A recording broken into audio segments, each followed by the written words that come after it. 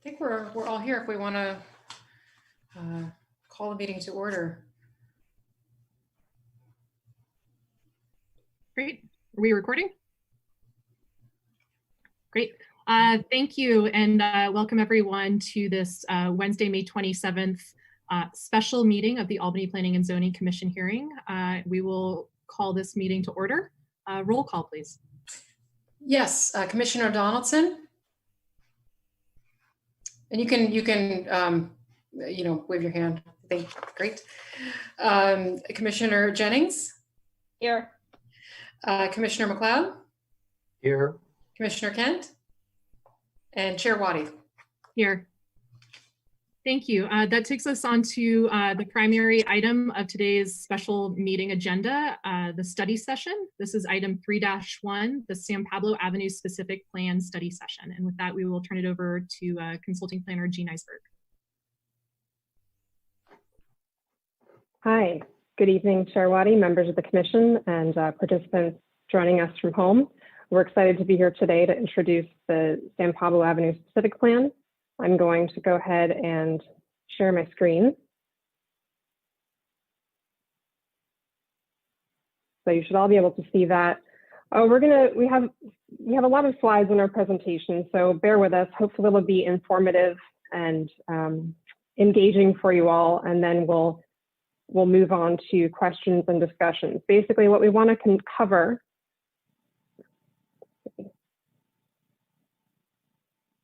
Okay, we'll catch up. My slideshow should catch up soon. We're going to cover an overview of the project. We're going to take you on a virtual site tour since we can't take a site tour in person. We're going to provide a little market overview of what we've been seeing in the housing market regionally and locally, discuss some of the key issues we've identified, some options for how to address those issues. We're going to do some interactive polling. It looks like we have at least 10 participants on the Zoom. You'll only be able to participate in the polling if you are on the Zoom. If you're watching on YouTube stream, you won't be able to participate that way. But if you do want to hop onto the Zoom app or onto the computer, you can participate at the end of the presentation, and then we'll move on to discussion. So overview of the project first in terms of the boundaries. They're generally the entire 1 mile length of the corridor spanning from Adams to Keynes. The focus of the specific plan is on housing. It's funded by the SB2 grant, which is promoting housing streamlining, affordability, and production. The project seeks to align the zoning with the general plan to prepare objective design standards, as well as design guidelines, and to accompany the plan, the land use plan, with an infrastructure plan to determine any utility or improvements required. There will be an addendum to the general plan EIR prepared. Most likely that will be the CEQA document. We'll revisit that when the plan's been a little further along. If there are required amendments to the general plan, that could be a more robust document. Again, this is a housing focused specific plan. We're looking at the regional housing needs assessment, expecting those numbers to come out later this year. We expect that the plan will provide guidance to staff, for decision makers, and for applicants as they're pursuing individual projects based on the plan. With changes in state law, the role of objective standards is becoming more and more important through Senate Bill 35, through Senate Bill 330, and through the Housing Accountability Act that's been in place for the last 40 years. So right now, the city has mostly design guidelines. We'll be looking to really express the city's values in terms of design in design standards so that the city can continue to enforce those design ideas. Just notably on the housing element, again, those numbers are expected later this year, those allocation targets. Right now, we're expecting the numbers could be about 3 times higher than they were in the current cycle. So that could be maybe 1,000 units. Over half of those would be allocated for affordable units. In the current housing element, a fair amount of those sites were provided on San Pablo Avenue. There were 12 sites, creating potentially 181 units, and then the 175 units identified in UC Village that was completed. There have been a number of studies developed on San Pablo to date. Again, since we're focused on housing here, there's many of these studies reflected the streetscape, looked at infrastructure issues. There's a current project underway on San Pablo by the regional agency, Alameda County Transportation Commission. And so that can all fold into our process here. So although we might not be looking at the streetscape and the street configuration, certainly that current ACTC project is. So the vision for this project is pretty set, and that is coming from the general plan's vision to transform this corridor from an auto-oriented corridor into more attractive pedestrian-oriented mixed-use development. And so our focus is to imagine higher density housing, the additional neighborhood retail services, but the zoning standards have not yet been updated once the general plan was adopted to facilitate that vision. And so that's what we're seeking to do here. The corridor since the general plan was adopted really hasn't changed that much, with the exception of the UC Village project. And so thinking about both the general plan vision and again, this influence of state law, those are sort of the charges that feed into the plan development. So in terms of process right now, we're just in the early stages looking at issues and options.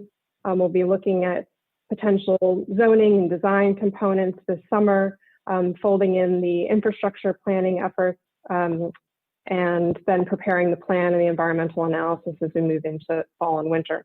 Throughout that time, checking in with you and with the council and with the community about the evolving plan. In terms of outreach, clearly we've had to pivot a little bit. Staff is going to be leading this effort, but you'll see tonight we're doing a little virtual tour of some recent development projects in Oakland rather than an in-person tour. Assuming that we're not going to be meeting in person over the next few months, we'll be pursuing online forums, online surveys. We do have a website set up, San Pablo Specific Plan.org. If you are joining by phone or would like to view the presentation on your own time, you can find the presentation I'm going through now on that website right now. I'm going to pass this on to Jane Lynn, who's joining me from Urban Field Studio, who's an architect and urban designer. And Jane, can I? Yes, thank you, Jeannie. Thanks for the introduction, and it's nice to meet you all. What I'm going to go through in these next slides is really what we hope to have done in person, which was to have a tour of some examples of what's going on in the East Bay and provide a little bit of context for what we're talking about in terms of housing and sort of the scale and all of that. So the next couple slides really are about new development that's happening that is multifamily housing along corridors such as San Pablo. And actually this image right here is of the Higbee, which is at San Pablo and Ashby and Berkeley. What we're typically talking about are apartment buildings, 4 to 6 stories tall, and sometimes with ground floor retail. And we're also talking about something that serves the pedestrian as much as possible, as well as being auto accessible as well. So what we're looking at is a type of construction that you probably see quite commonly in this area, which is wood construction. And typically it is all the way, it is type 3 and type 1. These are references to the construction type and fire code. And so there's wood framing, and in some cases it is over a concrete podium. So at the first floor, it's concrete. And what you can achieve with these types is either 85 feet, but typically it's about 5 stories over 1 story of concrete podium. That is for type 3 over type 1, or it could be a type 5 over type 1, which is typically about 60 feet and 4 floors over a ground floor concrete podium. So, by looking at the construction type, we see that this is what the market is doing. This is what the codes are allowing. So this is what we're starting to see in terms of building heights and stories. And this is not to say this is what you have right now, but it's a reference for what is typical in the East Bay and what we're starting to see. We're really not seeing much of 3-story buildings right now. in order for it to be something that is constructible, that that is worth building for a developer, it is most likely 4 stories and higher. And well, that is something we will be talking about in depth as we go throughout this presentation. But what this shows is that most typically the parking is at grade, or maybe sunken a little bit, but it's typically not underground. And above it there's the wood framing, or some space for retail, which is the red, or a commercial space, if it's not retail. So that's just some of the basics there for housing. We'll go on our virtual site tour now. So let's just pretend we're getting on a bus, and we're going to Oakland first. This is the first project we're going to look at, and we were hoping to see this in person. This was constructed not too long ago. It's Maya at 4045 Broadway, so it's Broadway and 41st. At the ground level, there's a great restaurant called Brenda's, and above it are 4 stories of housing. Why this one is chosen is because it's very similar to the type of development, or as far as the parcel size is concerned, on San Pablo Avenue. So it's being off Broadway on a big street. It has a depth of about 100 feet. And so this one is particularly great because of its configuration with the ground floor retail and the parking at the ground floor as well. And this image here just shows you that they have used some parking lifts, and mechanical parking lifts, to make the parking work in this building. And what's quite incredible is that there are 47 units here, and it provides a density of 163 dwelling units per acre, which is very high. It's much higher than what is currently allowable. But as far as, just to give you some of the context of this project, I mean, it's one that when you look at it from the street corner, it really holds itself well. It doesn't seem like it's all that big, even though I know it's 5 stories tall. The ground floor has some really nice amenities to it, and makes you really pay attention to the ground floor mainly.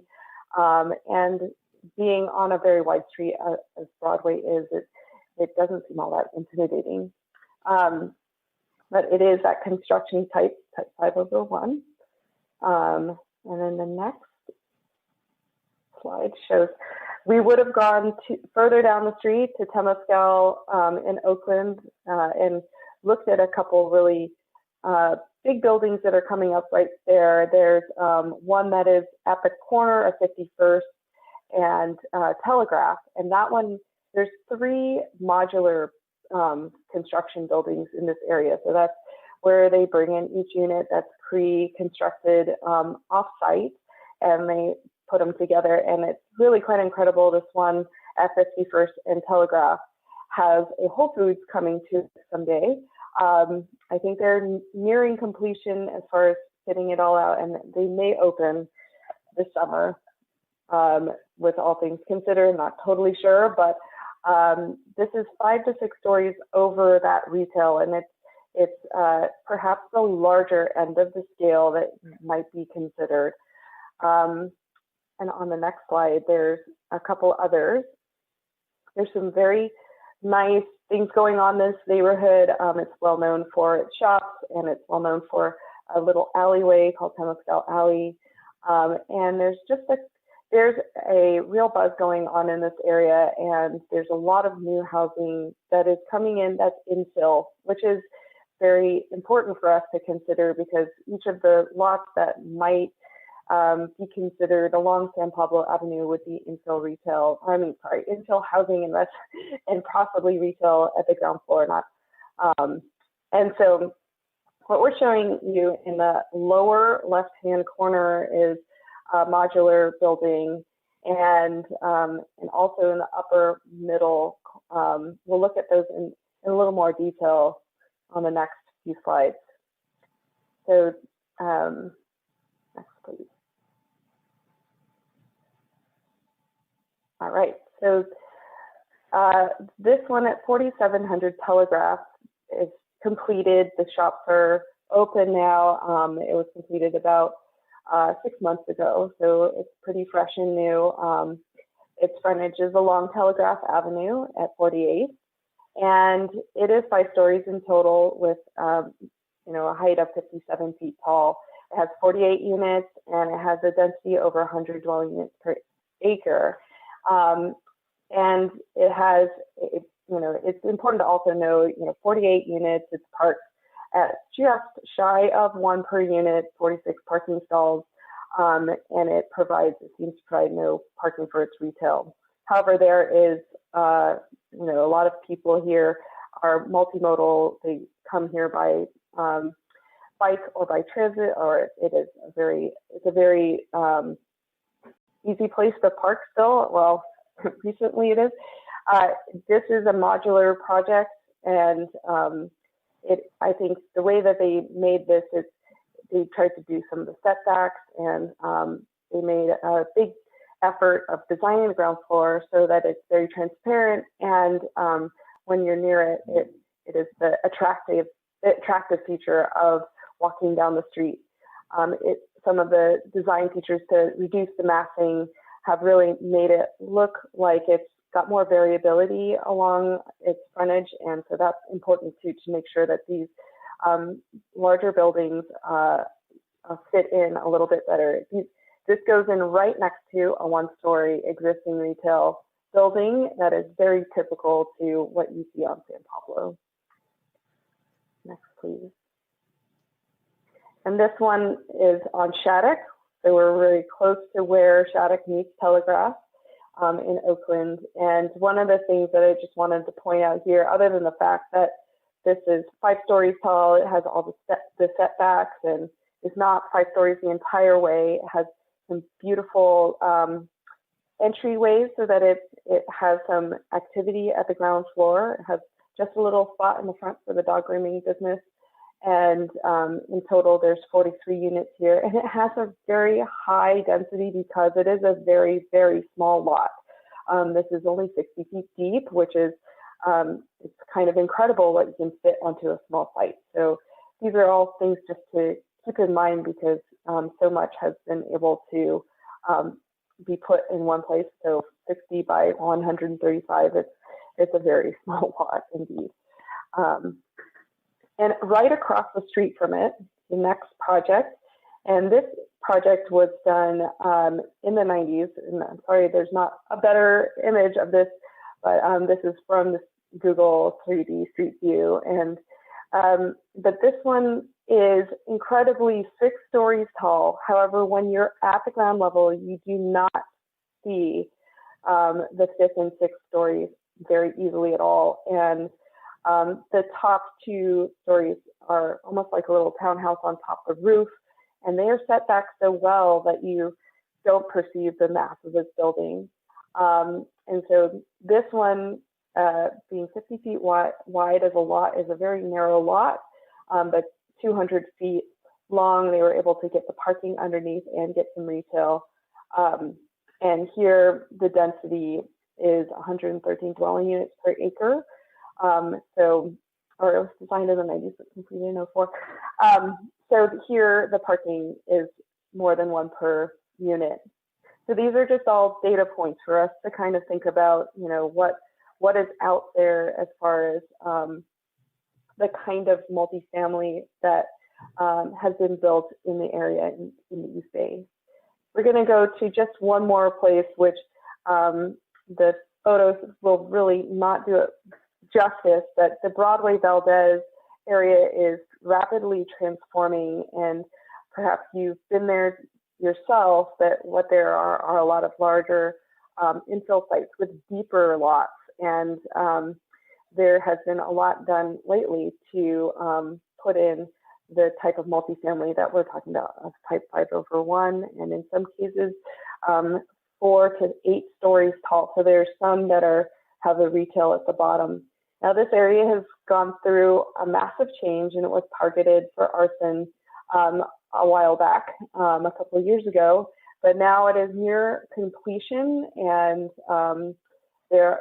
some of these renderings are things that you can absolutely see if you go by, and actually I really recommend a bike trip into this area. It's one of the nicest ways to kind of stop and see it. The target there is has been a long time coming for this area, and it is 2 floors, a half floor down, and those 2 floors match the parking configuration as well. So it's a half floor down parking configuration. And then above it is as much as you can possibly do with this type of construction. So there's 6 floors above it, but all you seem to see is the ground floor. So as you go down the street, there is a lot of new next to old. And while the new is much bigger in scale, there are ways that it has been mitigated a little bit with variation in the frontages and trying to reflect at least some of the pattern of change and break down the larger buildings. So I think from there, we'll be looking a little bit more at demographics, and I'm going to hand this back to Jeannie. Okay, thank you. So again, expanding our economic picture, we wanted to walk a little bit through the demographics in Albany and a little bit about what's changed over the last couple months with COVID. So regional housing demand has been high for many years now and will continue to be high during and after the pandemic. And the big issue regionally is that housing development has not kept up with job growth and with people moving to the Bay Area. So as a result, we have a lack of housing supply and a lack of housing affordability. Looking at income levels in Albany, there's a real range here. We have a number of high income earners as well as lower income earners. The median income in Albany is $88,000 in 2018, which if you look at the rent burden, 30% of that $88,000 means that people don't want to be spending at the median more than $2,200 a month on their rent. However, we estimate average rents at about $3,100. So there's really a huge gap there in terms of affordability. And this is only getting worse right now. These are statistics from the State Employment Development Department comparing unemployment estimated in Albany in April of this year compared to a year ago. Now, we hope that this 12% number right now is temporary, and we hope that will go down in the next few months as we reopen businesses. But again, it just makes the point that affordability is going to continue to be an issue for many segments of the population. So moving into the next stage of our presentation, we wanted to look at a number of the key issues that we've identified in terms of what's been happening in Albany on San Pablo right now. So first key issue is that there's been minimal development activity, and we wanted to understand why. So just doing a simple comparison to how many units have been completed or are under construction in our neighboring communities in El Cerrito and Berkeley, looking at San Pablo Avenue in the last 5 years. So El Cerrito does have a San Pablo Avenue specific plan. They've completed a number of units under that specific plan, and they have about 1,000 more approved. Notably, not all of the units that have improved have had building permits pulled, nor are they under construction, so there could be something going on there. Berkeley has also had significantly more approvals and construction than Albany as well. So looking at some of the factors, this is a study done by UC Berkeley Turner Center, estimating that the average cost of construction for a unit in the East Bay is $573,000. So in order to make, and that's soft and hard costs, in order to make that prototypical project pencil, a developer expects rents that are shown here. So $2,100 for a studio, $3,300 for a 1-bedroom, $4,400 for a 2-bedroom. However, as I just indicated, the rents in Albany are lower than that, about $3,100. However, we think most of the rental housing in Albany is older housing stock, isn't the newer housing stock that we're seeing in Berkeley and Albany. So although right now the rents in Albany are more consistent with El Cerrito, which you can see in the graph here, the Berkeley rents are slightly higher. We would anticipate that in new construction that the rents in Albany would be slightly higher. So while that may be good from the perspective of allowing a developer to make sure that they can have a project that pencils, again, it is an issue of affordability, that there's a segment of the population that cannot afford those rents. So here's just a little snapshot about the kinds of rents that we're seeing. In blue, this nearly completed project just south of the Albany border at 1500 San Pablo and Berkeley. You can see the rents there in blue.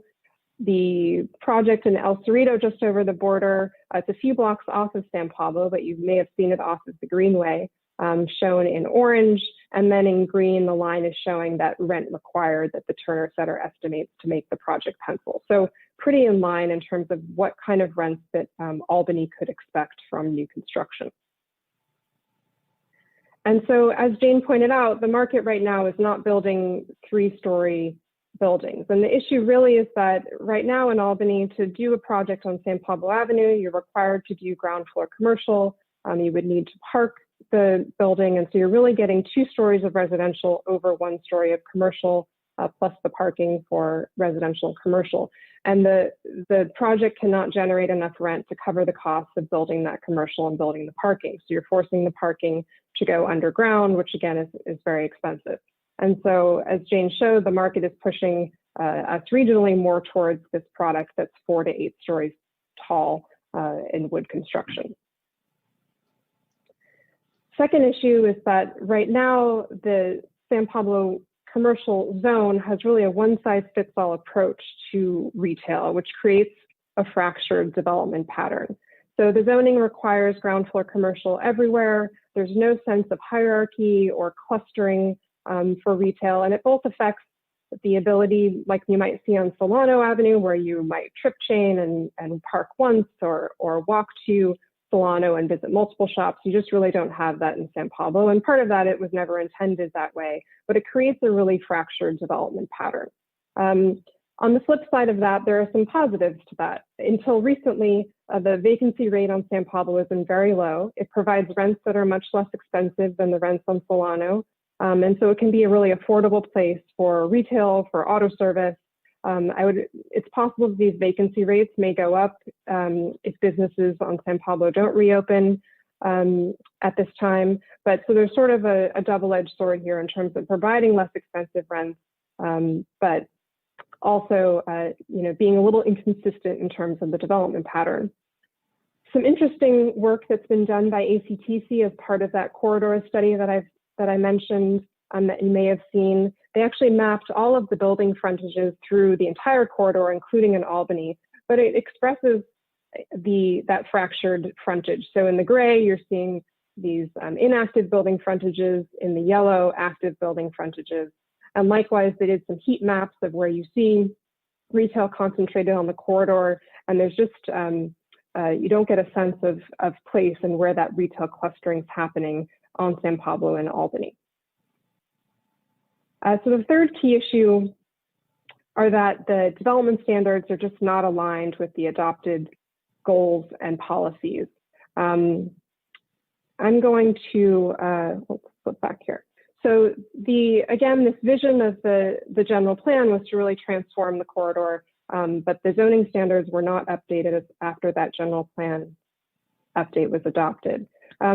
The zoning district purposes have been more recently updated. You may recall that as part of the Economic Development Strategic Plan that the Planning Commission was involved with, there was a change to align that district purpose statement with the general plan. So you're seeing that reflected here. But the district standards were not changed. And so you've got residential densities that max out at 63 units an acre, FARs that go up to 2.25. However, the general plan does identify a potential 3.0 FAR bonus for the STC zone on San Pablo, but this was never actually codified in the zoning ordinance. So the zoning ordinance doesn't match the general plan there. We do have 100% maximum lot coverage on the SPC zone, but this lower height limit at 38 feet. And then the daylight plane where you're dropping down to 20 feet where you're abutting an R zone. And in this case, most of our sites are abutting R3 zones. So let's just take a quick look and compare this to the zoning in Berkeley and El Cerrito. In Berkeley, there's a very similar parcel configuration, a lot of these 100-foot deep parcels that Jane mentioned that are abutting a residential zone. Berkeley has a much higher FAR at 3.0. It does not have a residential density standard and does allow slightly higher heights of 40 feet or 50 feet if you're doing a mixed use project. I will say that all of the projects that we looked at in Berkeley were using state density bonus law. So most of those projects are exceeding the city's height limit. This example shown on the page shows a project where going from 4 to 6 stories, reaching 64 feet. It's a 5 stories of residential over live work. The density number looks really large. The density is 222 dwelling units an acre, even though it's not really that big a site, but they're getting 99 units out of it. In El Cerrito, the specific plan there is a form-based plan. It does not regulate residential density or FAR. Instead, it uses sidewalk width, street typologies, and height to regulate massing. The height limit there is 55 to 65 feet if you're doing more affordable housing. El Cerrito does have some bigger sites, although they do have sites that follow that 100-foot depth pattern as well. So this example here is a 4-story residential project over retail, and the density here shown is 119 units an acre. So again, a much higher number than the 63 units an acre in the SPC zone. So just briefly, in terms of state density bonus law, a reminder that this law gives developers the right to build additional units in exchange for building affordable or senior housing. And projects can receive up to 35% bonuses, depending on which level of very low, low, or moderate income housing they're providing. And then notably, projects can receive waivers to modify development standards and reduce parking or other requirements. So this is notable because of how it interfaces with the city's inclusionary housing ordinance. So if in Albany, most multifamily projects, when you're over 10 units, have to provide 15% of their units at below market rates. And so what that means is if a project's providing those units on site, they essentially automatically qualify for state density bonus waivers or concessions. And if you think about the last 2 multifamily projects on San Pablo, Belmont Village, and the 9-unit townhome project at Keynes and Portland, both of those projects use state density bonus law not to achieve higher densities, but to waive certain development standards. And so this is important because whatever the city decides to do in terms of potentially making changes to the zoning, a lot of these requirements can be waived through state density bonus law. What's harder to waive or modify are design requirements. So if there's certain values that the city wants to hold around what an entrance looks like, or awnings or things like that are less affected by a waiver or concession request that physically precludes the development of an affordable unit or is too costly, those are the types of design standards that the city can continue to uphold. Okay, I'm going to pass it back to Jane to talk you through some examples. Yeah, so so far we've really been talking about development standards verbally. So let's see what they kind of look like. This slide hasn't advanced on my screen yet, but we're getting there. And what's nice is that when we look at typical lots, we're just analyzing the parcels that are on San Pablo Avenue. We've been talking about this 100-foot depth. We see that, that some of these blocks are very long. They're 550 feet to 700 feet long in some cases. The way that we move around them and get through them through mid-block access points is really important. But just to remind us that the SPC zoning is on San Pablo and the R3 zoning is right next to it. So when we look at that, and these gray boxes are visualizations of what you could do as far as the building envelope is concerned. So it shows the 38-foot max height on San Pablo Avenue. And we're looking at, potentially, this is pretty hypothetical. So these are not any particular parcel, but if we thought of a double lot that's 200 feet wide, then you're going to see some examples of what we imagine could happen if you are using current zoning. So if, to see the current zoning, we've now set back where we're expected to set back. You can start to see this funny lump on the back of the gray box that is the daylight plane. You'll see that it is much lower than what is allowable at R3, which is something that is very difficult to read right off the face of the code, but this is what it looks like when you start to model it. And you can see that the max FAR is represented here. And so you'll see the lot coverage would allow 100%, but there are some other, there's other development standards that keep it from going over the entire lot.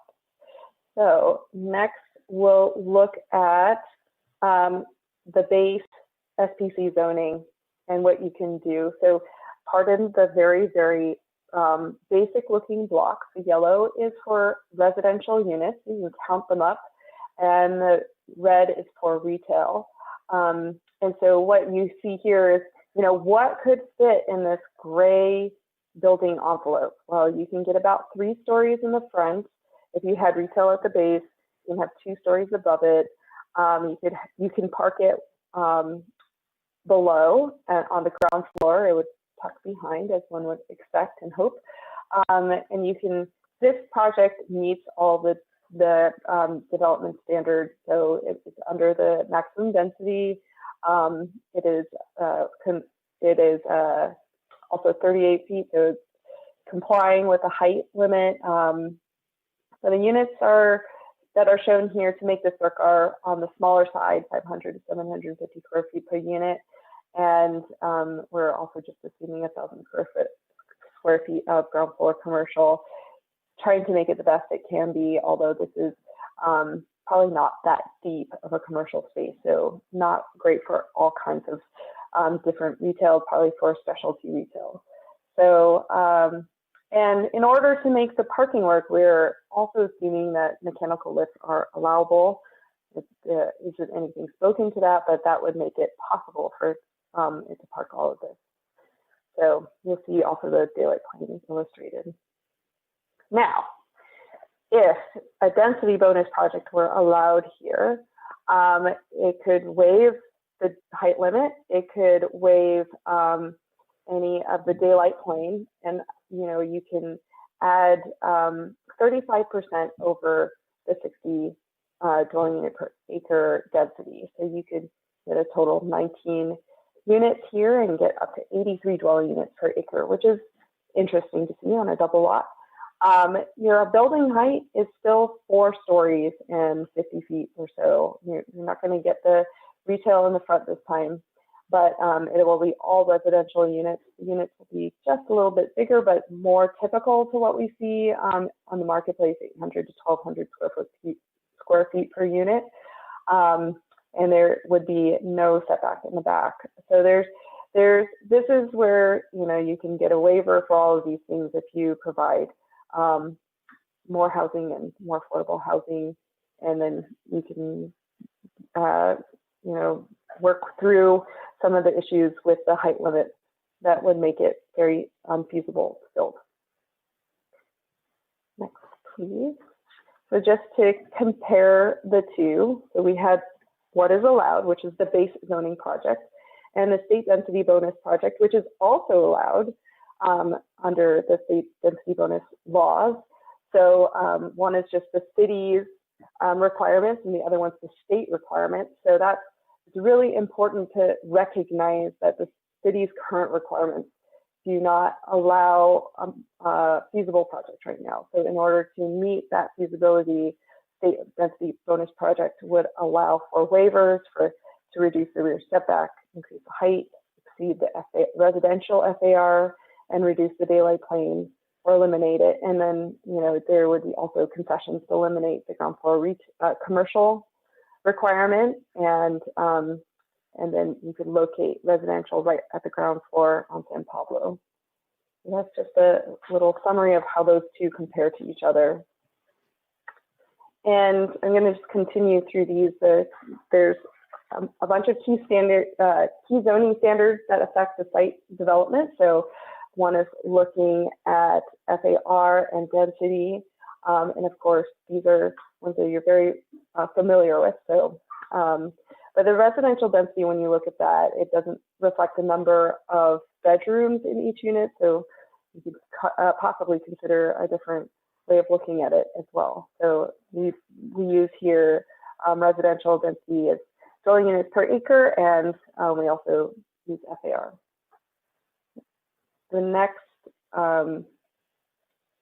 standard that we want to talk about a little bit more in depth is the daylight plane. And here we did a very simple shadow study just to see the effect of the daylight plane, and using a site that has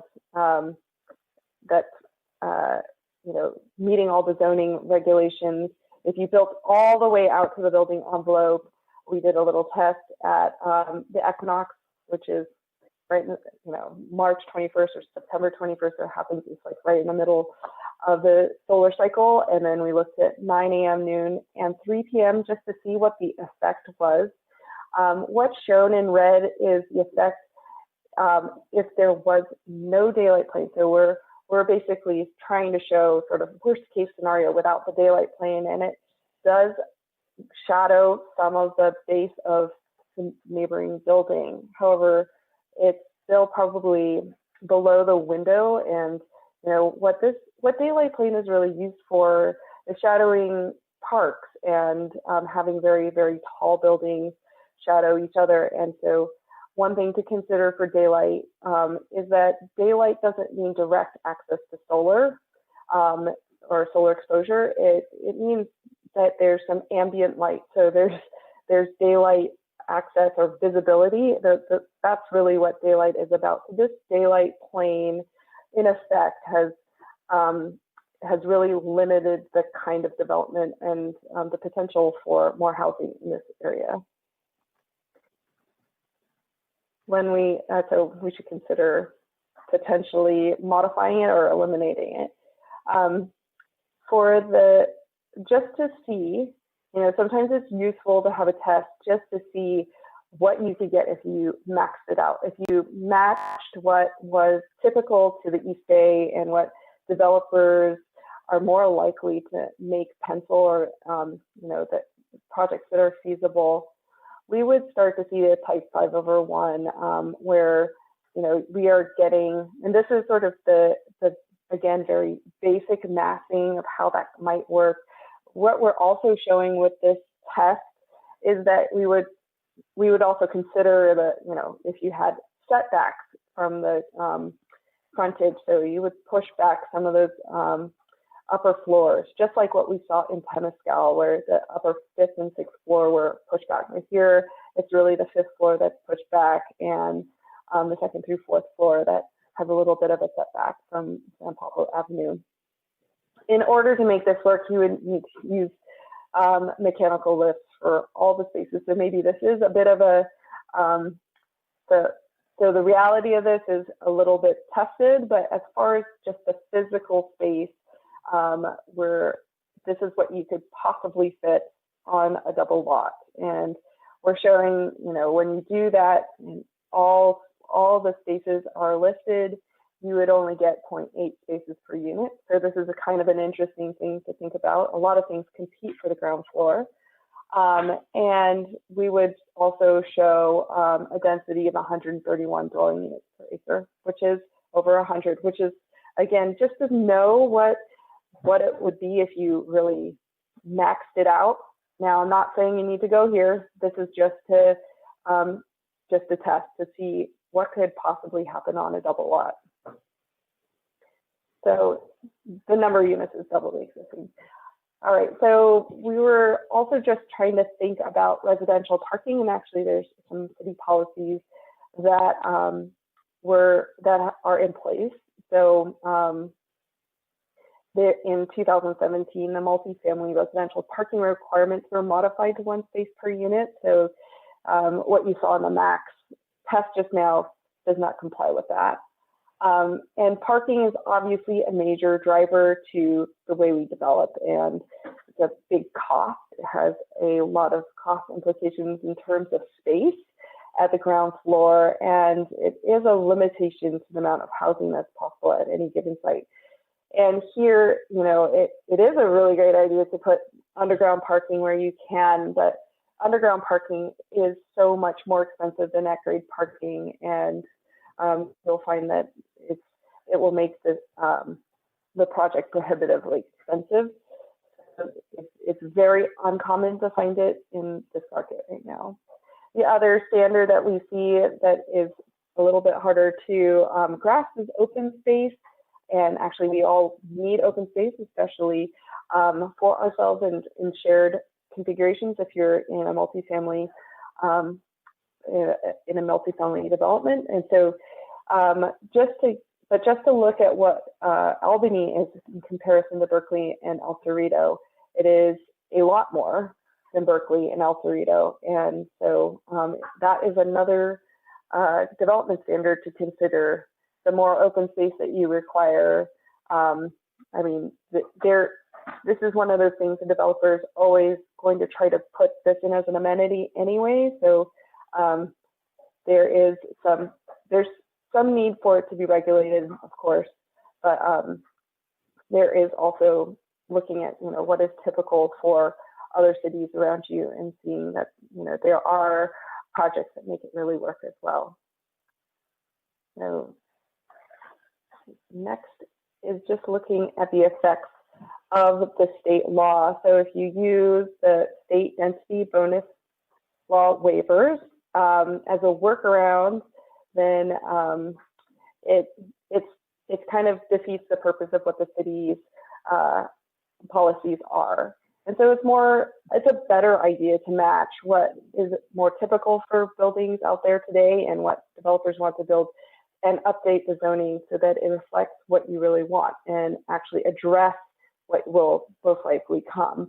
And so we hope that, you know, if we can consider some of these very specific development standards on and really work with what can be done, that will actually make it possible for you to have more control over enforcing those standards, and then the developers will use the waivers less, and you'll have a little more control over their project. And so with that, I'm handing this back to Jeannie.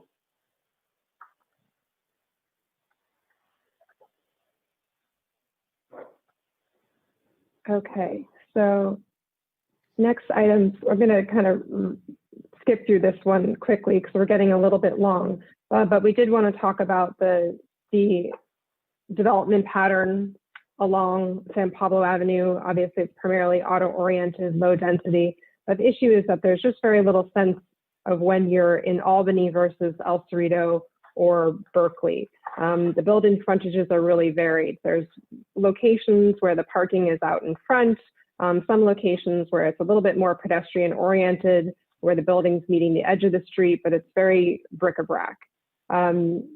Jane, did you want to talk a little bit about the lot size, parking, circulation? And we can just do that quickly. Yes. So this was alluded to before about the typical lot sizes and the length of the blocks. And so one of the really important things here is that the blocks are very long, and if you miss the shop that you want to go in, you basically need to do a little detour back around.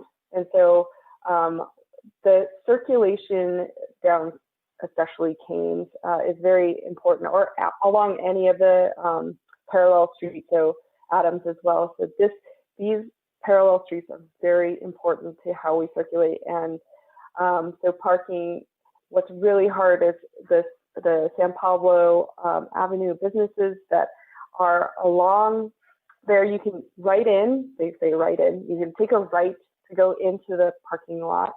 And then if it's only the depth, that 100-foot depth, then you would have, you could park behind, but when you turn out again, you basically have to take a right, and you have to go all the way around if you want to come back. So if you miss your parking spot, it can be a very long way back around to change directions. The other option is to take a left, but that's very dangerous, and it's most likely illegal in some of those traffic configurations. So just to keep this in mind when we're thinking about circulating in the parking situation along San Pablo. Oh yes, this is a little bit more of that. So diagonal parking and that kind of thing.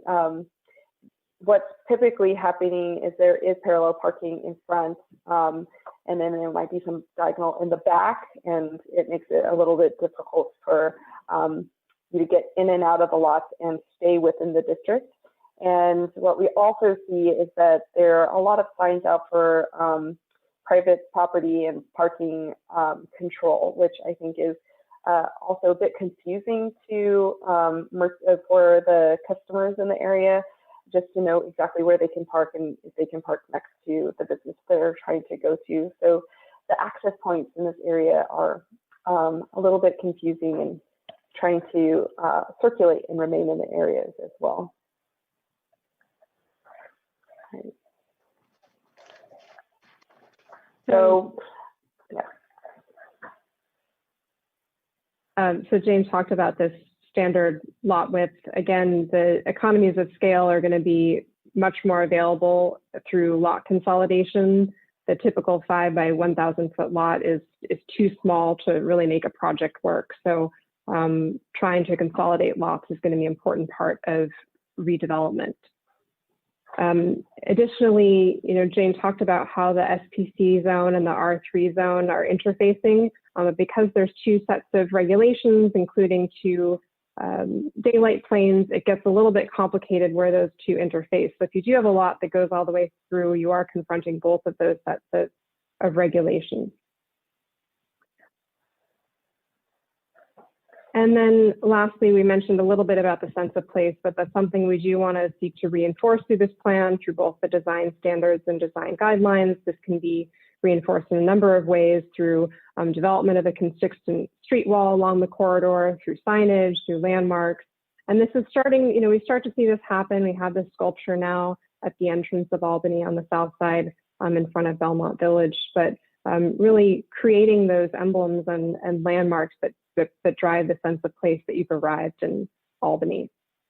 So I'm going to breeze through these options. They are all in the staff report and the attachments. If I want to move on to the discussion, the key option here is looking at adjusting development standards. We do also want to look at streamlining the approval process. For example, right now, council's approval is required for state density bonus law projects. And then using this plan process to help streamline individual projects through CEQA, through the California Environmental Quality Act, and then also in terms of setting fees, infrastructure requirements, making those very clear through the planning process. Lastly, something that we can consider is a local density bonus program, encouraging people to use a local program. There's actually one already in the books on the zoning ordinance, but beefing that up as an alternative to state density bonus law could something else we can consider. Jane provided some of those recommendations in terms of zoning, looking at increasing building heights, changes to the daylight plane, looking at the residential density standard, FAR limits, and that rear setbacks to allow the ground floor parking garage to extend to the rear setbacks. As part of the project, we are going to be looking at revising the existing San Pablo Avenue design guidelines and to express them again as objective standards to make sure that the city can continue to enforce those values. In terms of retail, one of the things that we suggest considering is creating more nodes of intensity for retail activities. So rather than treating the whole corridor as one, there may be places where 100% multifamily is appropriate, and then places where we want to create more of that mixed use ground floor retail context. There may also be places where we want to designate retail only parcels, particularly to make sure that we retain some of the larger footprint retail spaces that you don't want to lose. And then thinking about how to provide an incentive. Most developers don't want to provide ground floor retail, but to how to create that as an incentive and maybe allow more housing above or other concessions. And so just a few places where those nodes of retail might naturally exist at UC Village, at Solano, and closer to the El Cerrito BART on the north end of town.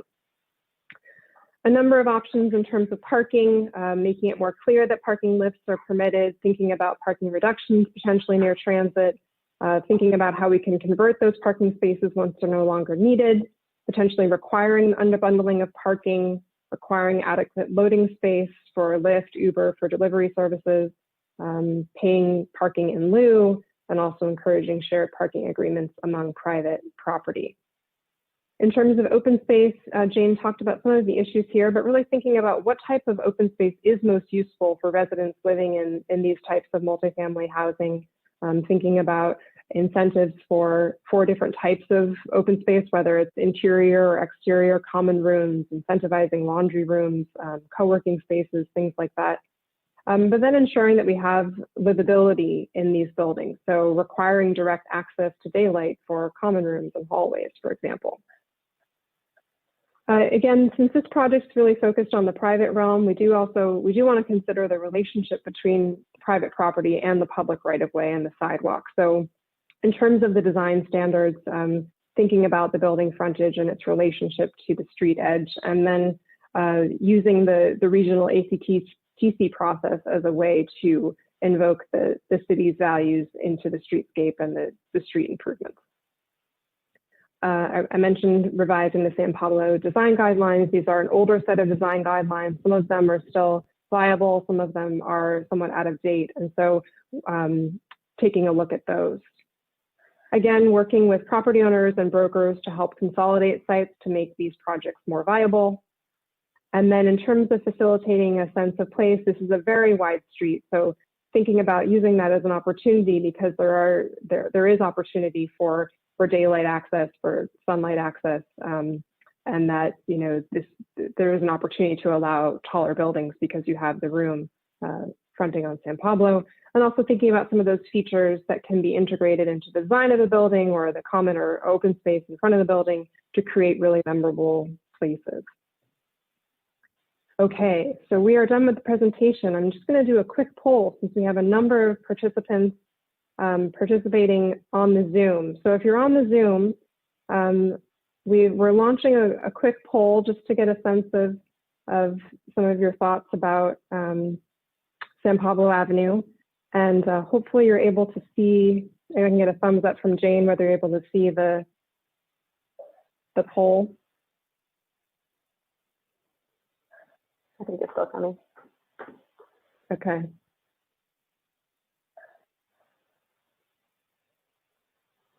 Not yet? No, I don't see it. Let's try again.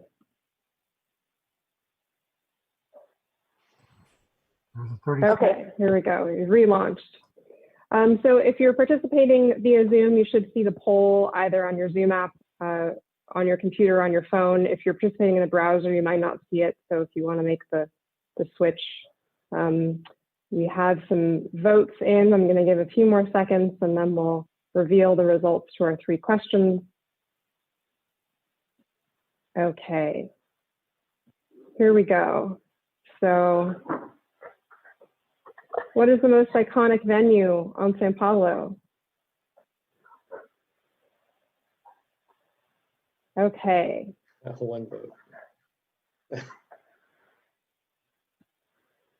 You can see Hotsy Totsy came in first. Should the city modify zoning regulations to create nodes of activity? We have a yes. Should the city modify zoning regulations to encourage more multifamily housing? We have a yes. We didn't have a lot of, I'm sorry, could I just jump in for a sec? I think it was only up for a couple of seconds. Oh, really? Okay, we'll try again. Yeah. It looked like only one person had a chance to answer. Oh, okay. Thanks. For some reason I saw 23. Okay, we're relaunching. Oh, well, yeah, it looked like there was only one response. Oh, I see. Thank you. Okay, so hopefully you can see that relaunch. Here too, I'm also going to jump in. What we hear is 30 seconds delayed from what is shown on the YouTube channel. So I don't know how that complicates this a little bit.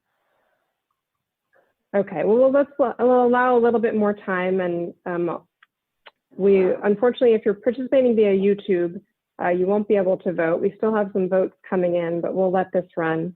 We'll reveal the poll results, and then we're going to hand the controls back over to Chair Waddy, and we're happy to answer any questions and then launch into a discussion. So we still have some votes rolling in. I'm going to wait a few more seconds. Thanks for letting me know about what's going on your end.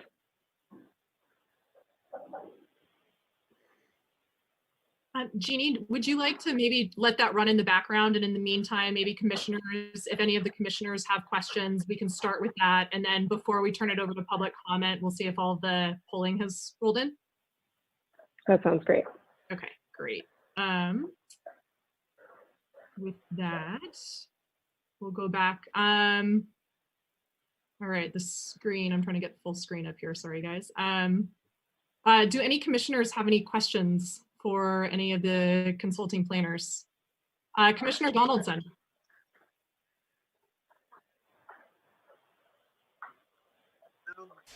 Okay, unmuted. Okay.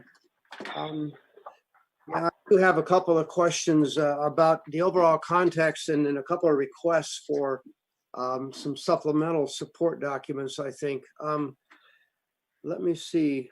I guess the first question I have is, before we proceed too much farther with the next meeting of this, I think all the commissioners and the public should have access to some of the relevant background documents, especially the complete streets plan, and also the Alameda County corridor study. I haven't seen it, and I would really like to read that from a little glimpse I got of the maps in the presentation. The complete streets plan, I've kind of forgotten about. It's like 4 years old now or more. And I think it's very important. It has to be very important when we're looking at development on the private properties of San Pablo Avenue about what we do with the public properties.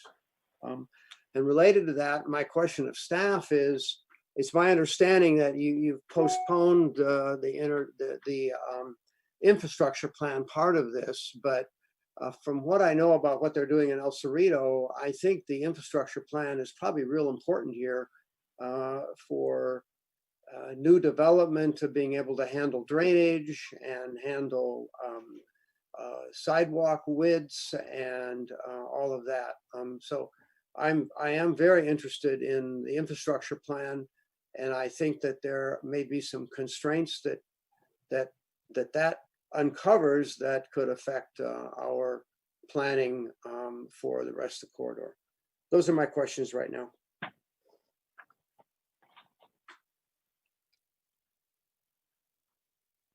Do staff have any follow-ups on that, or do you just want to take those for future follow-up? Commissioner Donaldson, were you? Either way is fine with me. Mm-hmm. We can certainly make the accommodation to get those additional documents posted. And we are right now working with civil engineers.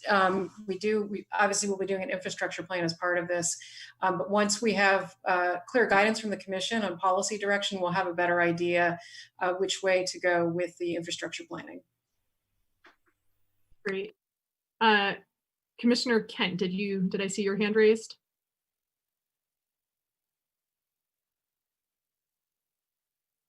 Just a clarification, could you explain the open space requirements once again?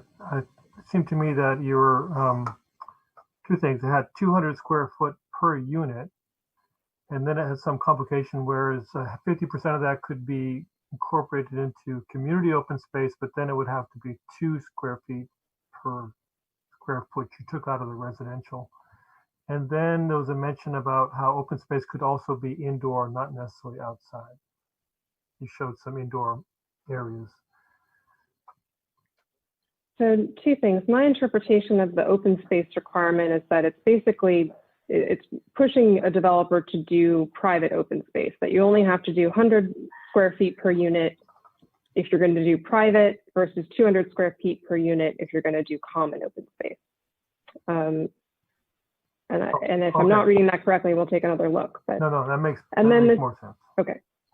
The second piece, right now, the city does not, I don't believe that you can do indoor space as open space, but, and most cities don't typically allow that. It's just something that we put out there because the new types of development, developers are putting all sorts of kinds of amenities in. And it really just depends what's the priority for your community, and for the residents that are looking to be served there? Is there a desire for common rooms in the interior versus gyms, laundry rooms, or co-working spaces versus open space on the courtyard, on the rooftop, private open space on the balcony? Thanks. Commissioner McLeod. Yeah, good afternoon. I have a question. It's a lot to do with parking requirements. It wasn't really listed in what you were looking for feedback from commissioners, but I think the parking standards or requirements should have some discussion. If our mandate is affordability and increasing housing production, then parking has a huge impact on that. So I think we should be studying what the effects of reducing the parking standards would be, what the effects of that would be on rents, bringing them down, how we can end up with more units because we're reducing the parking requirements. You know, I think those are really important factors in what we're able to build or what is going to be able to be built. And I had a question too about, I've seen that with affordable housing projects, you are allowed 0.5 spaces per unit. And I don't know how that applies to this specific plan, as that's a state law, and if that would apply to the projects we're discussing. And there should be some also discussion of other types of mobility, bike storage rooms as a big part of any development project. So that's kind of my main question, is about parking, reducing parking requirements. And some cities have eliminated minimum parking requirements. Some cities have capped parking. So I think we should be discussing all that and looking at how that would impact these projects and our ability to create more affordable units and actually provide more units. So I think that's really important. Thanks. Commissioner Jennings, did you have any questions? I don't have any particular questions at the moment. I do have some comments when we get to that part, but I think we can move forward with the public hearing. Okay, great. I did have just two quick questions of staff before we open it up for public comment. The first was, I believe in one of the slides you mentioned that the below market rate requirement or the affordable housing requirement when you're building a project more than 10 units is 50%. Did I catch that right? Or what is that requirement? It seemed a little, very high. I was surprised to see that. Sorry if I misspoke. 15. 1-5. Got it. Okay, that makes much more sense to me. And then the second question I had, or maybe question / kind of comment for the future, but was there a reason that in some of the economic sort of analysis that was being done, you were focused on rental rates rather than home ownership sort of sales costs of condos? Likely, I would imagine that new construction will be condoed typically. And I would imagine in Albany, there's a pretty hot demand for condo market versus a rental market. And obviously those are often carry different price points. And I was just wondering why you were only sort of touching on the rental side of the market. Well, it didn't show up in the presentation. We do report sales prices. They are estimates from Zillow. They're not, it's actually home values in the attachment to the staff report. Part of it is that actually right now, all of those projects in Berkeley and El Cerrito, they've primarily been rentals. So we had one South Berkeley, San Pablo Avenue condo building in Berkeley that's recently been completed. And so I could report the data on that. It's called the Bloom. I'm not remembering the address right there. But we just didn't have a lot of data points because right now we're just seeing so many rentals. But we could bring that back. Well, I guess that's interesting in and of itself if the new projects are primarily rental. That's good to know. That's it for my questions. I too have comments when we get to that moment in time, but seeing as all of our commission comments are done here, why don't we go ahead and turn it over to general public comment, and I'll turn it over to Anne to initiate the public comment portion of the hearing. I'm not seeing any hands raised right now. So I'm just going to remind the public that to participate, if you would like to speak on the item, please click raise your hand icon at the bottom of the screen. You'll be prompted to speak up to 3 minutes. For those who is participating by telephone, please press *9 to request to speak. Thank you. Okay, now I got hands.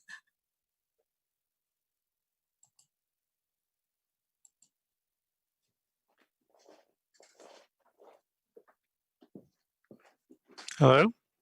Yes, just a second, please.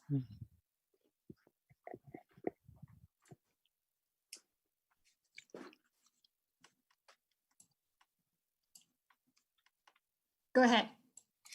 Hi, I'm Harry Chomsky. Thank you for considering these changes. This housing crisis has been decades in the making, and we really need steady progress through all kinds of economic situations to solve it. And we need to be removing the barriers that forbid reasonable kinds of development or make it impractical. So a lot of the ideas I've heard here tonight sound really good. I wanted to echo Commissioner McLeod's comments about minimizing car parking, and I think having it unbundled from the development is really one of the best ways to do that, so that people who feel they need to have a car or 2 cars are actually paying the appropriate cost for that, and that the developer is actually building the number of spaces that the residents are willing to pay for, rather than some arbitrary requirement that the city imposes. And a way that a building can make minimal car parking more reasonable for people is to offer secure bike storage, and especially to encourage the kind of expensive cargo bikes and electric bikes that can really be a substitute for car use in a lot of for a lot of the travel needs people have, and that they would never be willing to store outside because they're too expensive. So thanks for considering all of that.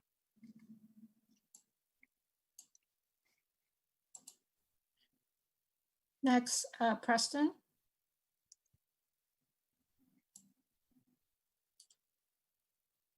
Preston. Okay, well, we're going to move on to Ken McCroskey. Hi. There's a lot going on here, and I appreciate all the information in the presentation.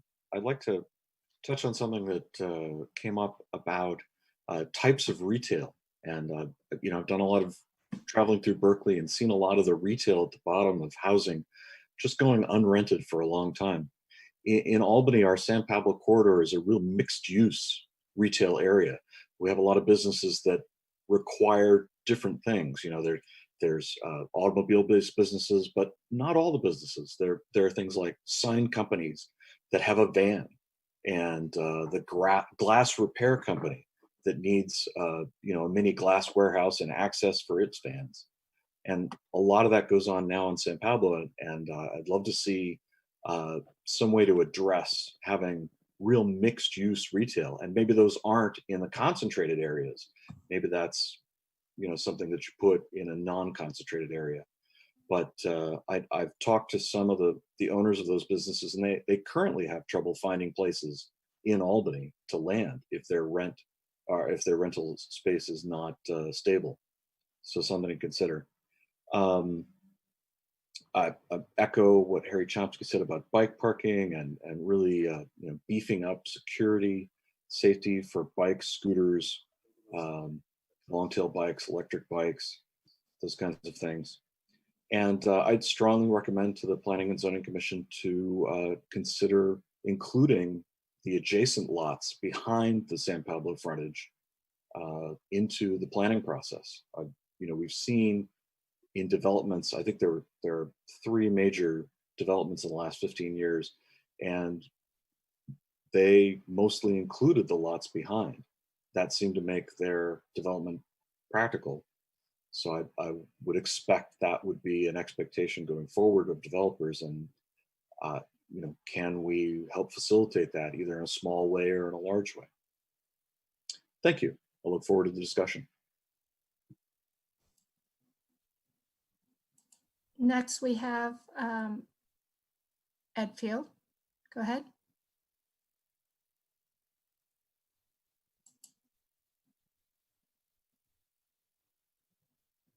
Okay.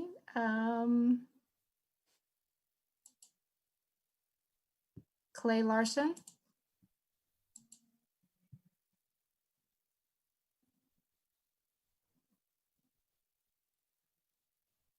I'm sorry, Ann, this is Ed. Can you hear me? Okay, go ahead. I've never done this before with Zoom, so I apologize. Good evening. When the Sprouts supermarket was before this commission, I, for one, suggested that if UC was going to pave over part of the Gill Tract, we could at least get some housing above it, like the Trader Joe's on Martin Luther King in Berkeley. This commission had influence over that project, even though it was a UC project. And unfortunately, I don't even think we got a very pedestrian-friendly San Pablo Avenue out of it. It's really an auto-oriented project. When Safeway wanted to build their new store with housing above it, I guess the city didn't want to deal with the voters in the R1 neighborhood. So you can call me a NIMBY if you want. I support the general plan's vision for attractive pedestrian-oriented mixed-use development on San Pablo Avenue. But I didn't see in that vision 100-foot tall buildings in my backyard. The state density bonus law was referred to as a workaround, and I thought it was an incentive for building affordable housing. And the way I see it, whatever standards we come up with, the state density bonus law can be used to construct even beyond those standards. So it's not clear to me that you want to put what we would like to see as a maximum standard, and then the density bonus law can be used to go beyond it. I think we want to keep the incentive to build affordable housing. And in fact, I'd like to see you focus more discussion on how to get more affordable housing and not $4,000 a month rentals in Albany. So I think you should start your discussion with what is actually in the general plan regarding development along San Pablo Avenue, and talk about how the zoning is not aligned with the general plan, because it seems to me that it is in many respects. And the last comment, when I've looked at the El Cerrito projects, there were, I think, two, I'm sure one and maybe two that were condominium projects, and those were the lower height projects. So it is something to look at. Thank you. Okay, we have Aaron Tiedemann. Hi there. My name is Aaron Tiedemann. I work for Alameda County in their Housing Community Development Department normally, so I spend my day thinking about housing. So it's really good to see this sort of plan being discussed in my community. I think I was also the only respondent to that survey the first try, so I'm glad that my view was represented. I just wanted to say I think this presentation was really great. It included a lot of relevant info about what needs to be done, and I think it's really important that we consider this sort of plan. Specific plans are really, really useful for making a place like San Pablo Avenue look how it should, have the amount of housing it should, have the zoning it should. And just speaking from my experience working in housing, zoning can be such a hard obstacle to get by, which is why it's so important that we take time to consider setting things so that the maximum amount of housing can be built here. I think we need to make our height requirements, our height maximum, sorry, our density maximums aggressively high, because, you know, anyone who works in this field knows that the solution to the problem that we're facing in the Bay Area is that we need to build, and we need to build in places like Albany, and we need to build especially on places like San Pablo, where there is so much room and so much ability to absorb high density housing, if only our zoning was able to reflect that. I would also just note that I know it's not part of this process per se, but I think it's an important thing to discuss at the same time, is that if we want a big percentage of the housing that's built as a result of this to be affordable, then our city really needs to look at how we're going to fund that. Because again, speaking from experience, these sort of things affordable housing doesn't get built without local money. And while the county has, its Measure A1 bond, and the city is using its allocation of that to build an affordable housing project, that's running out. We're using all of our all of our money on that. So I think in addition to this process we're going through now, that committees like this should start discussing whether Albany should be exploring raising funds, passing its own bond measure, because even a pretty small bond measure compared to what other cities have passed would be huge in Albany. It would help us fund a really important part of some pretty significant housing projects on places like San Pablo Avenue. So thank you.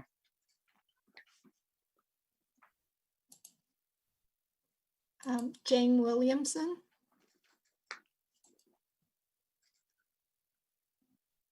Thank you. I want to say that Ed Field has really expressed a lot of my concerns, and so I hope that you'll take his submission, his written submission, as well as what he's expressed here this evening, very seriously. I think that in addition to that, the one thing that I want to bring up is that there are unintended consequences that are not sufficiently covered or considered in tonight's presentation. And I think that there needs to be further study. For example, the private owners that are on San Pablo Avenue, I would question whether they would be put in a position by developers where their existence would be untenable, basically forcing them out of a property that they may have had in their family for generations.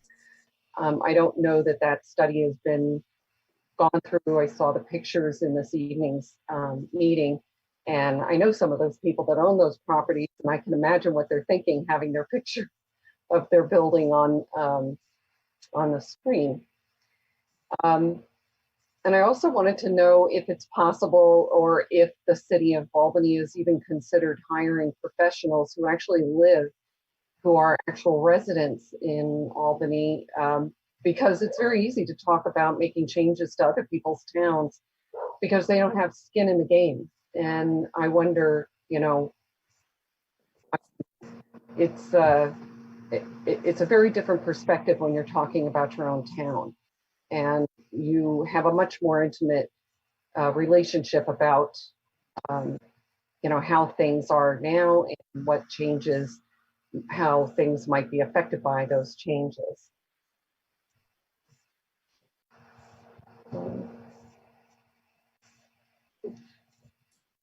Yeah, I think that, I've expressed some concern in past meetings about small changes that could be made, improvements made to the San Pablo Avenue corridor that would actually draw people more to it. And I haven't seen any action on that. And it would cost very little to the city to make those changes. So we're always talking about big, huge impact changes, but we never even take those small steps to make some improvements, like, making it possible for people to cross the street safely on San Pablo. I mean, how is this project even going to benefit those areas? I don't think it's going to make any change in those areas. Thank you. Clay Larson.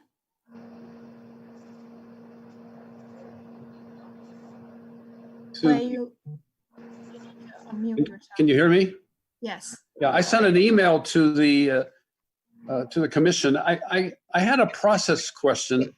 The consultants would have us believe that this is that the purpose of the specific plan is to implement the vision contained in the general plan.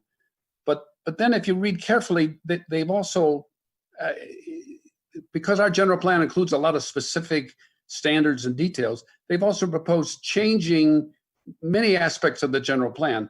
So in terms of hierarchy, the general plan supersedes the specific plan.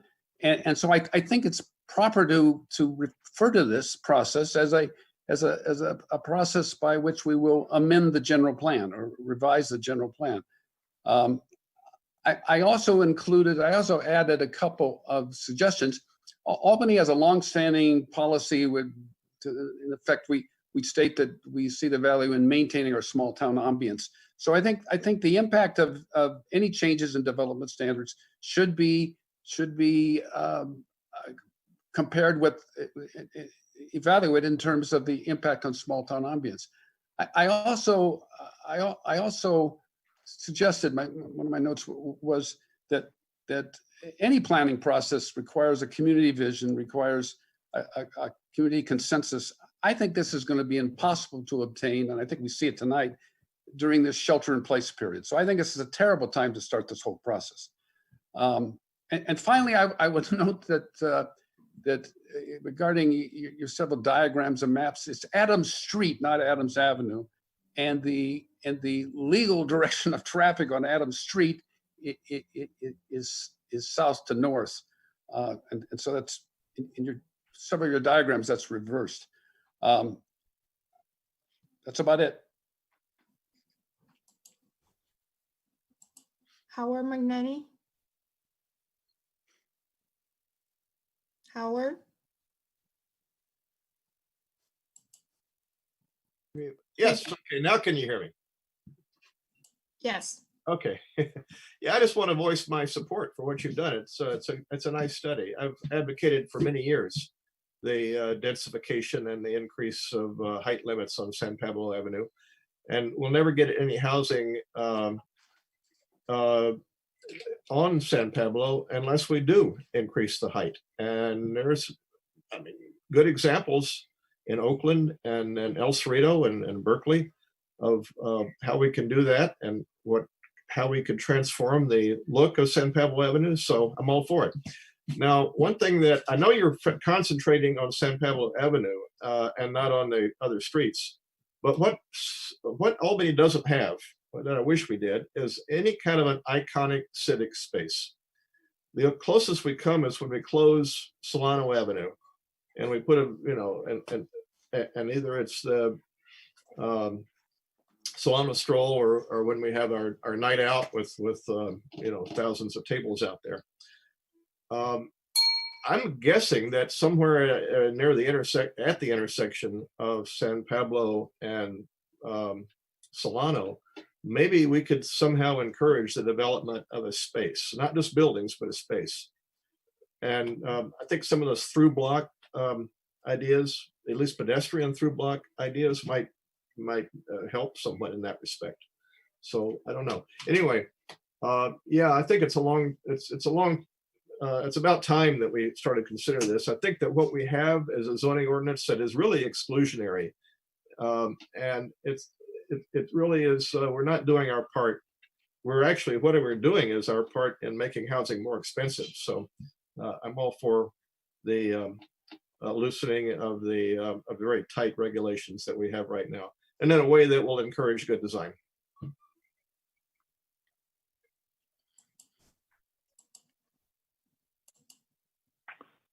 Go ahead, Preston. Hi there. This is Preston Jordan. I apologize for the previous technical glitch. Thank you, City Clerk, for giving me a second shot. So first of all, I think in terms of densification and upzoning potentially, the really most critical part of Albany is Albany, North Albany, around Brighton. This is the area that is within half a mile of the El Cerrito Plaza BART station, so has the most massive investment in transportation infrastructure. Relative to Albany, it's the only portion of Albany that's that close. For disclosure, it is the part of Albany I live in, and such upzoning was proposed by the repeated Senate bills that went through, which admittedly would have completely changed the nature of the neighborhood I live in, south of Brighton, and effectively destroyed what it is now and created something new. But that's part of what needs to happen. So I know that's not the subject of tonight, but I hope that at some point the city will take a look at that, because there are various lots that are underdeveloped in that block north of Albany, Brighton, and certainly south of Brighton. And this is where the people can live that can use BART. In fact, we have fairly low car parking occupancy on our block for that reason in part. Going on to the item at hand, though, I apologize. I had to join late due to work, so I missed a lot of the presentation, but I wanted to offer that this needs to be articulated with Albany's Climate Action and Adaptation Plan. That plan calls for reducing vehicle miles traveled by 25% by 2045. That may seem like, oh, whatever, that's 25 years away. We don't need to worry about it, no problem, that's going to happen. I would offer that since Albany's baseline inventory in 2004, that was changed to 2005, vehicle miles traveled has not reduced in Albany at all. So it is one of the most difficult things to achieve in the greenhouse pollution reduction realm. So this specific plan needs to be a part of facilitating that reduction. One of the means of doing that, which I know you've heard, is to accommodate better bike parking. I've seen projects that have gone through the system under our current requirements, and they have pretty marginal bike parking. Most recently, the townhome project at Portland and Washington, those bike parking spaces are configured in such a way that when a car is parked in the garage, people are not going to be able to get their bike out, or at least not easily. Certainly not a long tail bike or a bike with a trailer. So developments are really underperforming pretty dramatically in that regard currently. And even at that, I think the bike parking wasn't in the original architect's plans. It was just bolted on to what some space that was in there afterwards, after the fact. So these projects really need to be required to be designed up front. Preston, you need to. Yeah. I will wrap it up there. Thank you so much. And thank you for your work for the city. Next, we have Amy Smolin. Smolins, yep, hi. I've lived in Albany since 1986, and most of that on Keynes Avenue, so half a block off San Pablo, so I definitely have skin in the game. I'm happy to see Albany maybe following El Cerrito and Berkeley's lead in adding housing. We're even further behind than it appears on the chart, because 175 of the 184 units are at Belmont Senior Village, so we really haven't been providing much housing at all. Since San Pablo Avenue is a main public transit corridors, blocks from El Cerrito Plaza, and people can easily access restaurants, services, and retailers, most basic needs are reachable without a motor vehicle. Keynes Avenue and Adams Street, a block off San Pablo in both directions, have been improved as bike boulevards, connecting with multi-county bicycle routes from Oakland to Richmond. So those will be the routes for people to go to work, school, shopping, and recreation for people living on San Pablo. Albany's got to encourage people not to drive as their default mode. So as Preston mentioned, we can reach our climate action adaptation goals. All the El Cerrito developments on San Pablo, every single one of them provide far more bike parking than car parking. I sent you a couple links of some of those developments.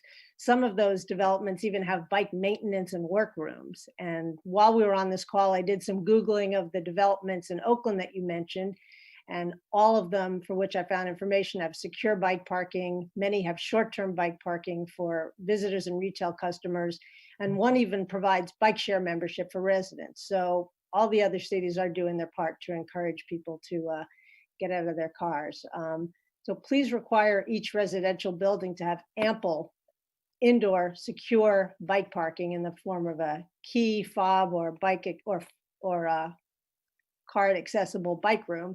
Other new developments have that, and it's the only way that apartment residents or condo residents will feel safe owning and parking there and their families' bicycles.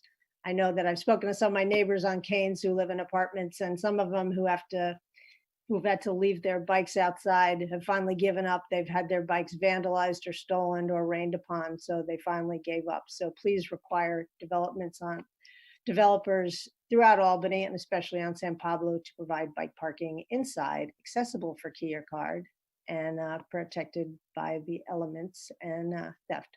Thank you. That's all the speakers. Great, thank you. Before we turn it back to commissioners' comments, I did just want to give the consulting planners an opportunity to give us the final results that came in from the polling.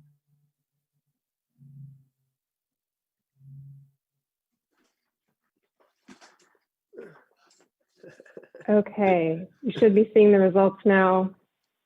So the most iconic venue, there's a tie between the Albany Bowl and Hotsy Totsy. I should say we're now looking at, looks like 23 people responded.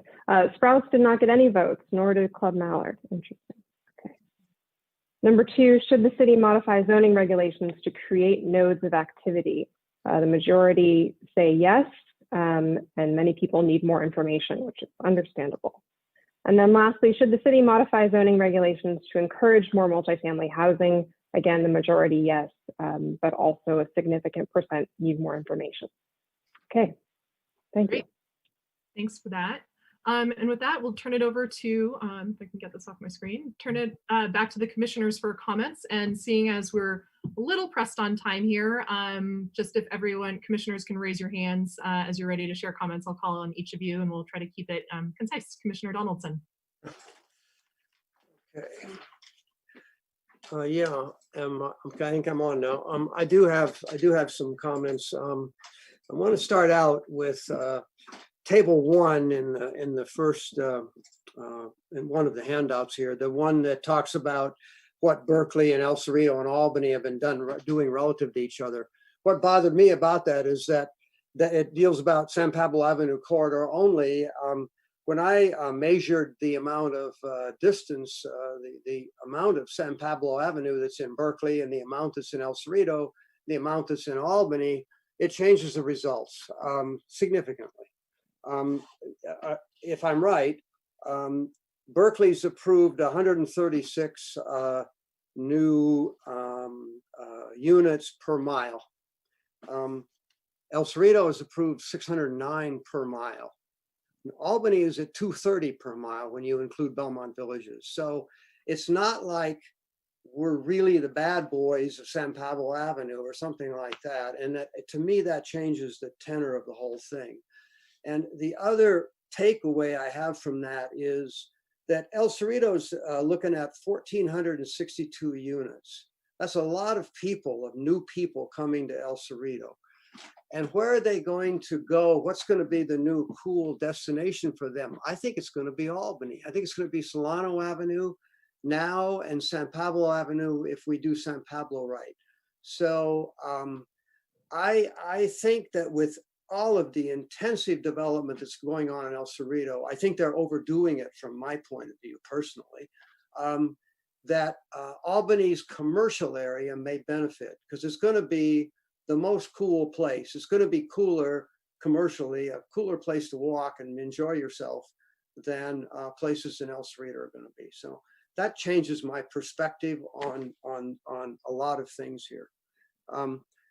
I don't think we're doing so bad, and we shouldn't feel pressured because we're way behind the other cities. I don't think we are.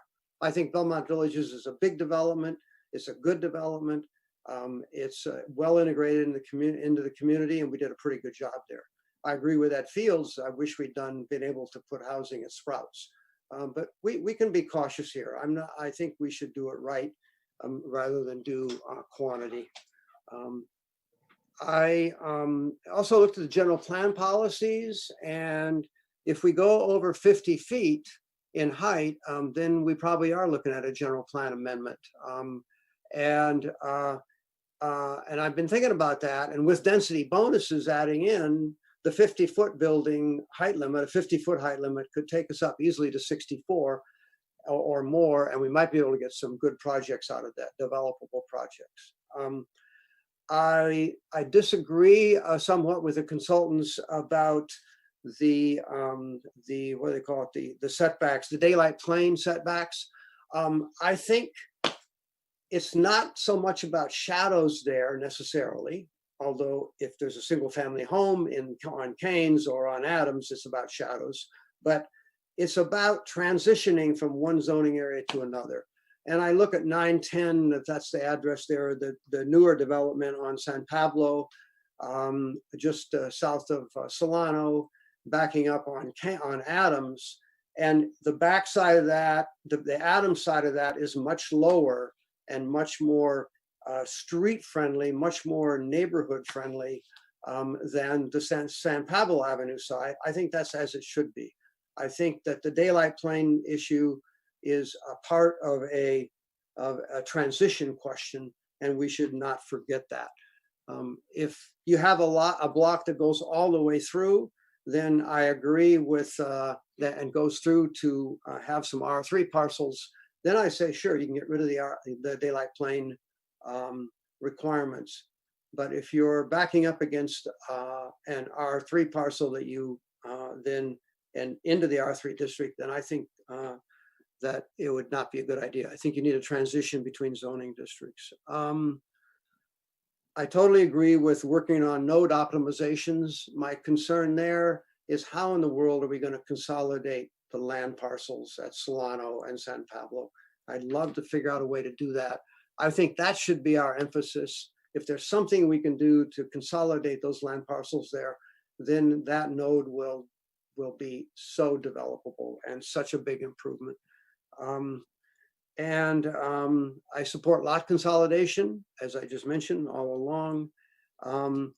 I support the idea later in the specific plan of working toward new design guidelines for the San Pablo Avenue corridor. But I've asked for staff to provide us with the complete streets plan because I think that the streetscape is going to be a very important part of what we consider doing here. And then there's another big question here, and that is El Cerrito owns San Pablo Avenue. It is not a state highway, is my understanding there. In Albany, it is a state highway, so we have to comply with Caltrans regulations.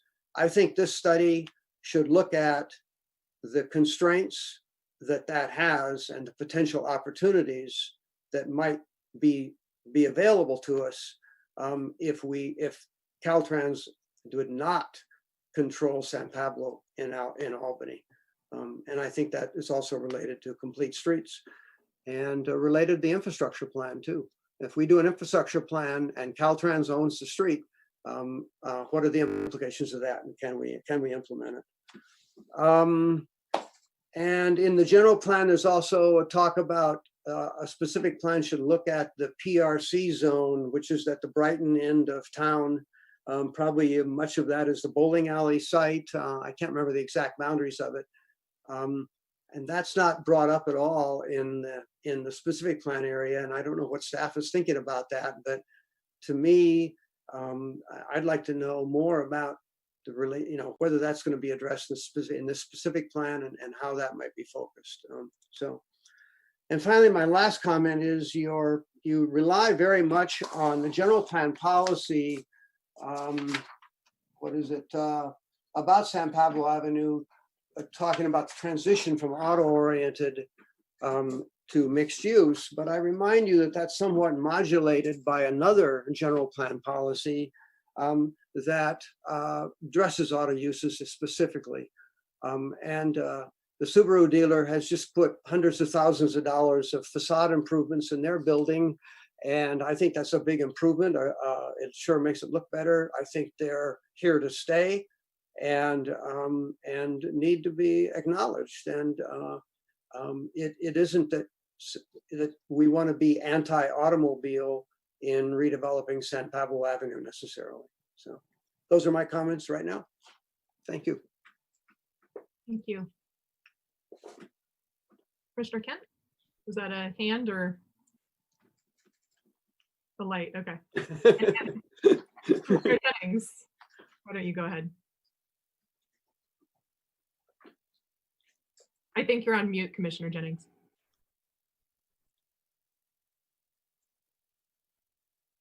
Sorry.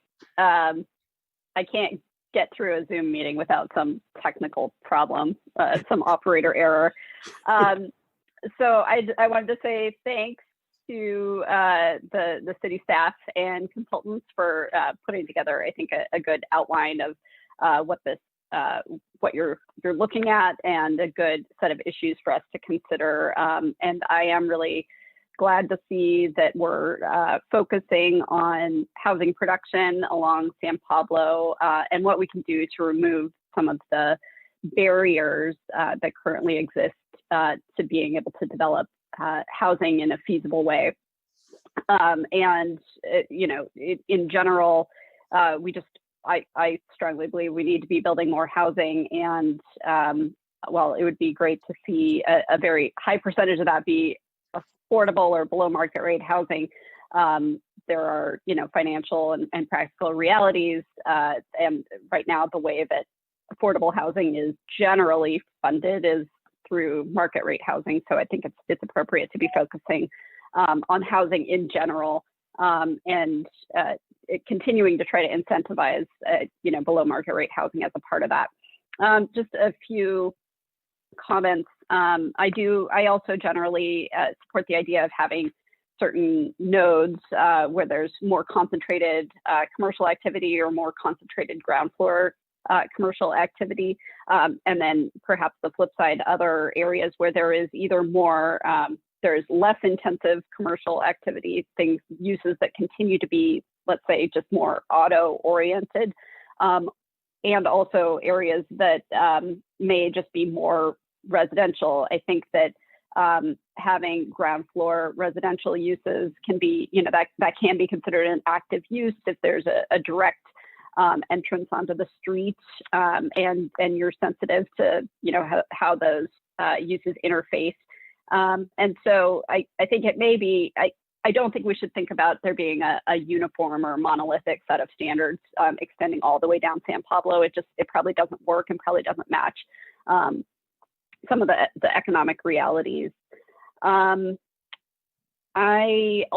like the idea that was suggested in the report of, you know, perhaps moving away from a specific dwelling units per acre standard and focusing more on the form. I do think it's something that will take a lot of discussion, obviously, but big picture, I think it makes sense for a lot of reasons.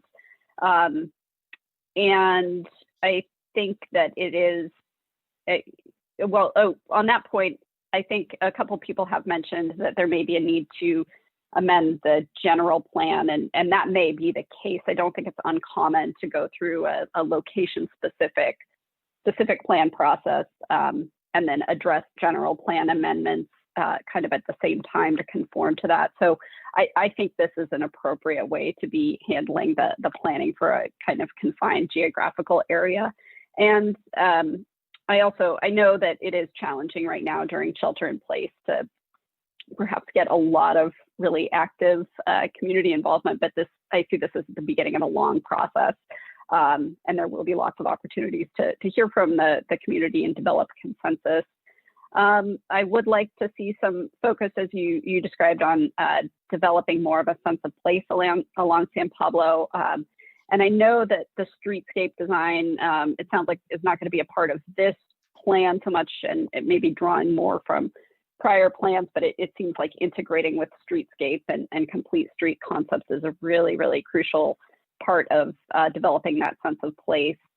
Let's see, the shadow and daylight plane issues. I recognize that there are reasons to kind of step down from higher density to lower density uses, but I'm not sure that I'm convinced that the current daylight plane regulations are the best way to do that, or that they really solve for whatever problems we're trying to solve for. So I do encourage some thoughtful focus on that set of policies. Moving forward, I also just wanted to underscore that I think setting up a streamlined CEQA process.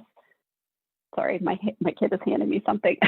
Setting up a streamlined CEQA process for individual developments that may come forward that are in conformance with the specific plan is going to be huge in terms of actually making development happen, making it appear viable, and attracting real projects that are going to get off the ground quickly. So those are some of my thoughts. And yeah, again, I'm glad to see we're doing this and focusing on bringing more residential to this corridor. Thank you. Any other commissioners? Commissioner Kent.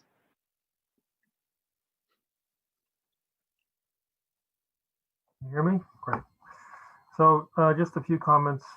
I thought the massing diagrams are really useful in helping illustrate the problem or the issues clearly. And I think by not, there's some comments thrown out by the public that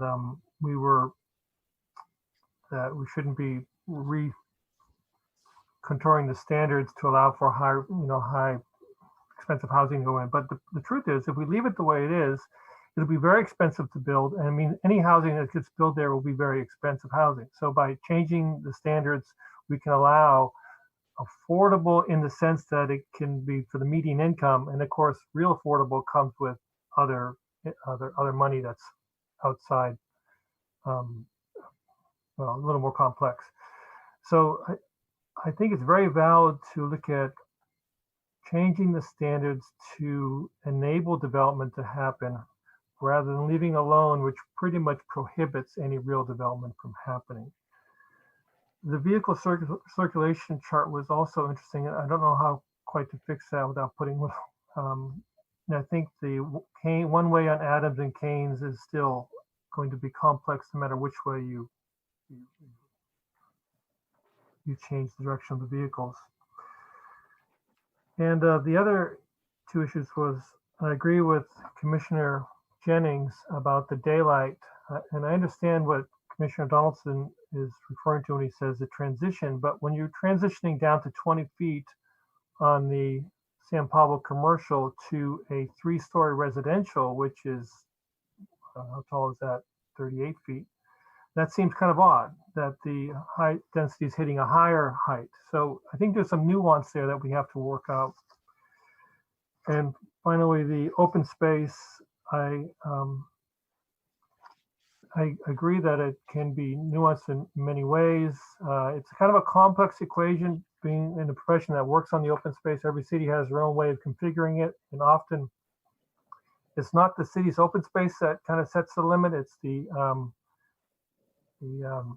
exit requirements or how much people, if you have a space that's too large on top of a building, then you'll need multiple staircases and that costs a lot and the developer doesn't do it. So often there's a open space requirement that's too big, requires them to fill it in with planting, so you can't have too many people up there. And we have to make sure that our open space requirements dovetails with the reality of how many people will be there and how the cost of, I'm getting kind of rambling here, but so the open space requirements need to dovetail with the needs of the residents and the capacity to provide that.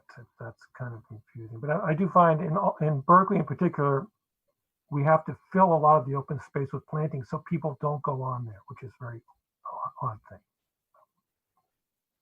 I can improve that and maybe send it to an email. Thank you. Commissioner McLeod, do you have any comments? Yes, can you hear me? Yes. Yeah, there's a lot to talk about here. It's really great to get this process going. I think it's long overdue. I think our current height limits are kind of ridiculously low, and we see the result, which is that nothing basically gets built. And I really support adding more housing on Solano. I think it's really important for our community, really important for our region, important for our state. So maxing out what we can do here, I think is in everyone's interest. I really support increasing the height limits to 6 stories, pretty much along the whole street. That could be combined with creating commercial nodes or retail nodes. I do have some misgivings about not requiring retail or commercial spaces at the ground floor, which is it really creates kind of a dead space in a block. When I visit vibrant boulevards, it's all got retail or commercial along the bottom floor and fairly continuously. So we have to be very careful how we establish those nodes, and it actually becomes kind of arbitrary with our big long blocks where we put them.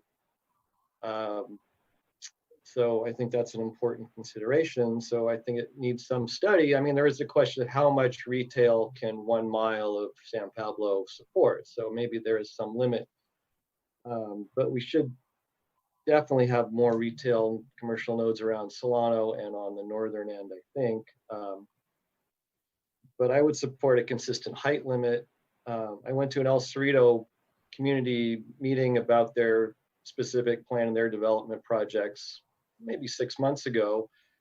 And I was asking them if they had a lot of, I mean, they have basically a 6-story height limit, 70 feet more or less. And I asked the city manager whether they had many state density bonus law waivers that had gone above that. And she said, no, they've not had any. And the reason was that once you go about 6 stories, the 5-story over podium, it gets very expensive. So for just cost reasons, construction cost reasons, developers are not building over 6 stories. So I think that is kind of the strategy of where we are, you know, kind of working with the state density bonus law to, you know, keep it still within 6 stories. 6 stories on San Pablo Avenue feels perfectly fine to me. I've seen 8-story buildings on University. They don't feel too big. You know, it's an appropriate height for that width of a boulevard, and it's an appropriate scale for an urban boulevard like that. You know, I'm in support of some design guidelines, but not overly prescriptive. I think the daylight plane we should be looking at with some flexibility, but I do see the need for transitioning to the neighborhoods on either side. A few other things. I would really support a form-based plan here so that the FAR is not needed or density limits. I don't really see the point in that. I think the best thing would be to have a form-based system where the envelope is defined by the setbacks, height limits, daylight plane, et cetera, and then how the developers choose to develop within that, I think is fine, and not to have to limit that further or create a more complicated system with an FAR or density limit system.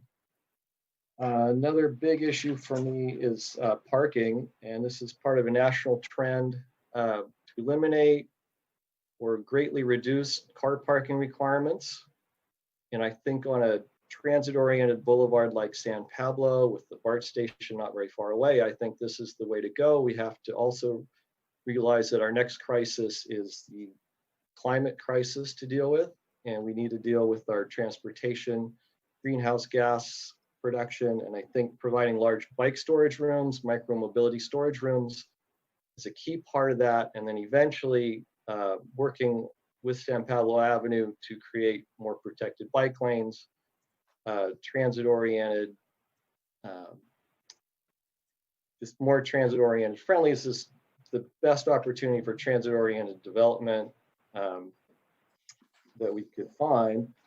You know, there are lots of reasons why parking requirements are going to be reduced in the future: shared mobility, electric bikes, car share. You know, I have a long list of reasons.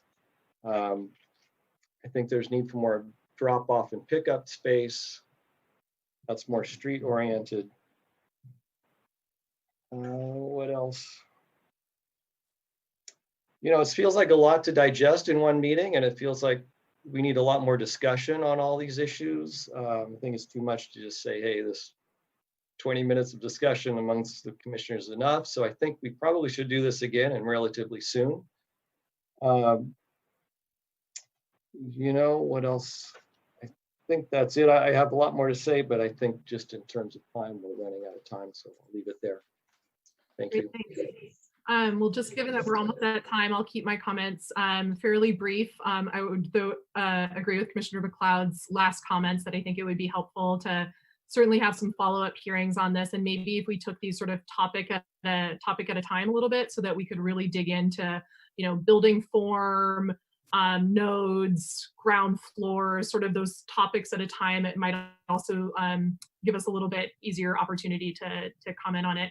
But I do in general agree with much of what my fellow commissioners have said on this. I think, I very much support this effort in general. I think we need to acknowledge that the current set of regulations don't work. We have clearly not created a place or a there along San Pablo. So I think this is a good opportunity using the SB2 funds to take a new look at it. And sort of given this new world, I think it's a good moment in time to reflect on that. A couple of quick things, I'll just sort of jam through some thoughts. On the building form side of things, I also agree in taking the approach of form-based density. I think that allows a developer to hit their market, and whether that's family-sized units, maybe with more parking versus smaller high density units with less parking. It lets sort of developers identify the need on sort of block by block, area by area, and what their specialty is and build housing. I certainly would support taller heights along San Pablo. I agree that the daylight plane to me doesn't seem like the right solution, but I agree that there does need to be a transition, but it might just be simpler to have a mapped height that's a step down lower rather than sort of this daylight plane, because no one builds angles in buildings like that. So I think just a change in map type might make more sense there. And I agree with removing some of the density controls in FAR as well. I also agree that I think buildings on San Pablo should really meet the street. I think some of the examples of sort of the town center where sort of that donut store and where the stores are all set back and you drive in is a less desirable sort of future state. Obviously, we have existing infrastructure and we aren't going to, all those buildings aren't going to go away. But I think we should encourage folks to sort of bring those buildings to the street for new construction. I like the idea of nodes. I certainly think a node at Solano should be significant, different, unique, and design standards should reflect that. And one of the callers made a comment about sort of iconic civic spaces, and I actually really liked that idea. And I don't know if this ever would be feasible, and it would require the right sort of aggregation of parcels and the right developer. But if there was sort of a way, especially around the Solano node, to create a little paseo or something like at Temescal, where you've got sort of the sort of little alley with retail tucked behind, certainly maybe that could be provided as an incentive for a developer where they can get in exchange for doing something like that at one of our nodes. Just sort of exploring that idea would be very interesting to me. And then in terms of other nodes, rather than there being other nodes at the other ends of San Pablo, I think it would at some level just make sense to have the development controls sort of blend in a bit, or at least the form blend in to what's happening at Berkeley and El Cerrito, so there aren't these weird, awkward, abrupt changes when you're transitioning between cities. As for ground floor, I do agree that we generally want to support at least commercial. I think we should pivot away from probably saying retail. I'm not sure what the future state of retail is necessarily, but I do think ground floor commercial generally is something that should be supported.